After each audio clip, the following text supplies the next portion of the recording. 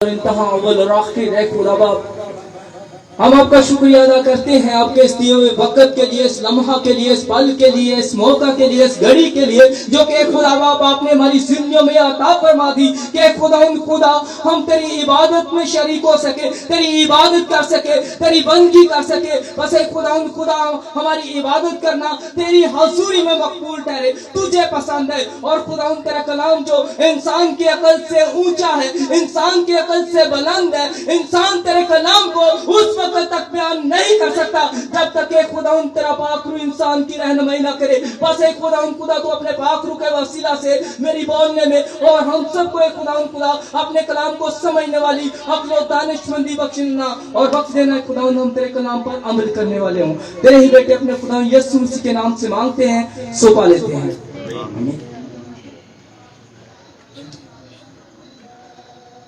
कलाम मुकद्दस के हम दो आयात को अभी अभी पढ़ा है।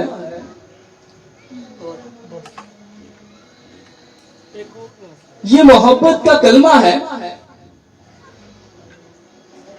और ये उस वक्त का वाकया है जब खुदावंद और यीशु मसीह सलीब पर थे। यानी मेरे और आपके खुदावंद, मेरे और आपके आका, मेरे और आपके परवरदिगार जब सलीब पर थे और सलीब पर से नज़र करते हैं अपने उस शागिर्द पर जिससे मोहब्बत करते हैं। हालेलुया जी, उस पर नजर करते हैं जिससे मोहब्बत करते हैं। और इससे मुराद ये नहीं है कि खुदा यीशु मसीह दीगर शागिर्दों से मोहब्बत नहीं करते थे, और ऐसा मुमकिन नहीं है, बल्कि लिखा है कि उसकी मोहब्बत यकसा है, सबसे एक जैसी है। और हम भी कहते हैं, अक्सर सुनने में भी आता है और कहते भी हैं कि अगर उन अंबिया की पांव की धूल को हम अपने माथे पर लगा ले तो हमारे लिए बड़ी खुशकिस्मती की बात है। यदि खुदा की मोहब्बत उनके साथ भी थी, खुदा की मोहब्बत उसके साथ भी थी जिसने उसे पकड़वाया। ये बात इस बात की दलील है कि उसका जब कान को काटा गया और मेरे और आपके यीशु ने उसको जमीन पर से उठाया और वहां ही धर दिया और कान फिर वैसे का वैसा ही हो गया। यानी खुदा यीशु मसीह की मोहब्बत सबसे है, दुश्मनों से भी मोहब्बत करो, और हमें भी यही तालीम देते हैं। मगर ये भी हम जानते हैं कि हमारे खुदा यीशु मसीह हमारे दिलों और गुर्दों से वाकिफ है, हमारे रग रग से वाकिफ है, हमारे ख्यालों से वाकिफ है, हमारी सोचों से वाकिफ है, हमारे उठने बैठने से वाकिफ है, हमारे चलने से वाकिफ है। हर काम में, हाल में, माजी में, मुस्तकबिल में, हर लिहाज से खुदा यीशु मसीह जानते हैं। वो जानते थे कि तुम में से एक मुझे पकड़वाएगा। वो जानते थे कि पतरस तू 3 बार मेरा इनकार करेगा। और इसी तरह खुदा यीशु मसीह भी ये भी जानते थे कि यूहन्ना मेरी माँ की देखभाल करेगा। हालेलुया जी। यदि दुनियावी एतबार से देखा जाए तो खुदा यीशु मसीह को उस अपनी माँ की फिक्र है कि जिसने मुझे जन्म दिया। और उलमा कहते हैं कि खुदा यीशु मसीह के सलीब चढ़ने से पेशतर यूसुफ जो है वो वफात पा चुका था, मर चुका था, और उसके दीगर जो बेटे हैं उनका मुकद्दस मरियम के साथ अच्छा सलूक नहीं था। और इस बात को भी खुदा यीशु मसीह जानते हैं और नजर करते हैं और कहते हैं, यूहन्ना तेरी मां ये है।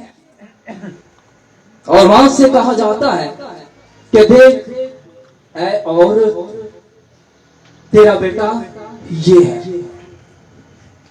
लोग इस पर भी गैर अक़वाम के लोग इतराज करते हैं, सवालात करते हैं कि औरत क्यों कहा गया, कि ऐ औरत।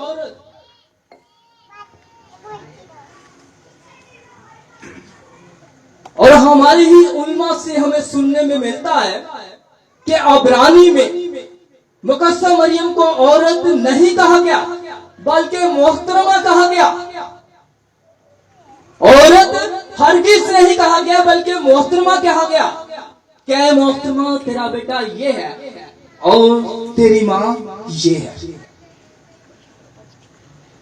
ये नहीं, हमारे लिए सोचने की बात है, समझने की बात है कि हमारे खुदा यीशु मसीह सलीब पर है, इतने दुख की हालत में है, मगर फिर भी दुनियावी एतबार से भी उनको अपनी मां की फिक्र है।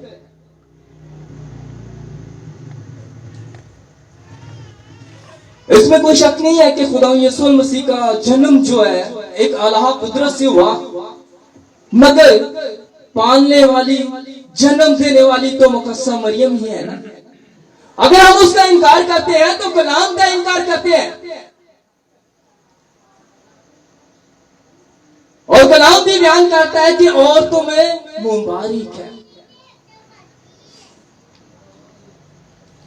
अब माओ की थोड़ी सी मिसाल मैं आपको पेश करता हूं कि यह मूसा को जब पानी में छोड़ा गया, शॉर्टकट बताता हूं क्योंकि वक्त की कमी है, मैं भी जानता हूं।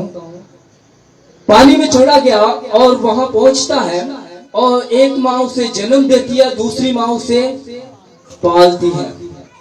अब जो पालती है उसके दिल में दर्द है अपने बेटे के लिए, बेशक उसे पाला ही है, उसके अंदर दर्द है, तकलीफ है, परेशानी है कि मेरा बेटा मुझसे दूर ना हो जाए। अब जिसने जन्म दिया है वो भी ऐसा ही सोच रही है, वो भी ऐसा ही सोच रही है, और जो उसको पालने वाली है उसके पास चले जाती है जो उसे जन्म देती है और उसकी मिन्नत करती है, दुआस करती है कि हो सकता है, मेरा ख्याल है, इस बात का अकीदा ना बना लीजिएगा, मेरा ख्याल है, मैं सोचता हूँ कभी कभी मुझे ऐसा लगता है, हो सकता है उसके पांव भी पकड़े हो सकता है उसके आगे हाथ जोड़े हो कि तू ये कह देना कि तेरा बेटा ये नहीं है, ये मेरा बेटा है।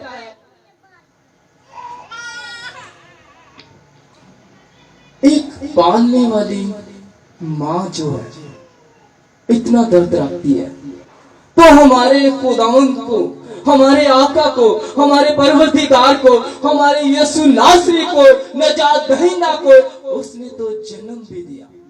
हालेलुया जी, उसने जन्म भी दिया। और उसके अंदर कितना दर्द होगा जब उसके बेटे को सलीब पर लटकाया हुआ है, जब उसका बेटा आहें ले रहा है, जब उसका बेटा रो रहा है, तो कितना दर्द होगा। और यही वाकया बयान करती है कि तेरा दर्द मेरी छाती को तलवार की तरह चीरता है, मेरी तलवार की तरह चीर डालता है, तेरा दर्द मुझसे देखा नहीं जाता।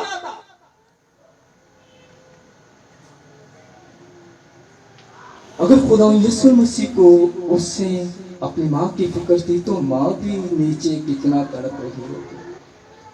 अगर हम इसको सोचें तो यकीनन हमारी समझ में ये बात आ जाएगी। तो आज आपके लिए और मेरे लिए ये पैगाम है, ये कलाम है कि खुदा यीशु मसीह को दुनियावी हिसाब से, दुनियावी एतबार से फिक्र है, तो हमें भी दुनियावी एतबार से अपने बड़ों का, अपने माओ का, अपने भाइयों का फिक्र होना चाहिए। और कलाम की बात भी है कि बहुत से काम करने से हम बहुत सी दुआएं करें, बहुत से रोजे रखें, बहुत सी बातें करें, मगर हमारी उम्र दराज नहीं हो सकती। ये एक ही सूरत में हो सकती है। कलाम में लिखा है कि तू अपने माँ बाप की इज्जत कर। हालेलुया जी, तू अपने माँ बाप की इज्जत कर तो मैं तेरी उम्र को दराज करूंगा। तो खुदा आपको भी दुनियावी हिसाब से अपने बच्चों की परवरिश करने की और माँ बाप को अपने बेटों की और सबको अपने अपने दुनियावी हिसाब से भी जिम्मेदारी निभाने की जरूरत है। खुदा आपको भी और मुझे भी इस कलाम पर अमल करने की तौफीक बख्शे। आज हम अपने सरों को झुकाते हैं और दुआ मांगते हैं।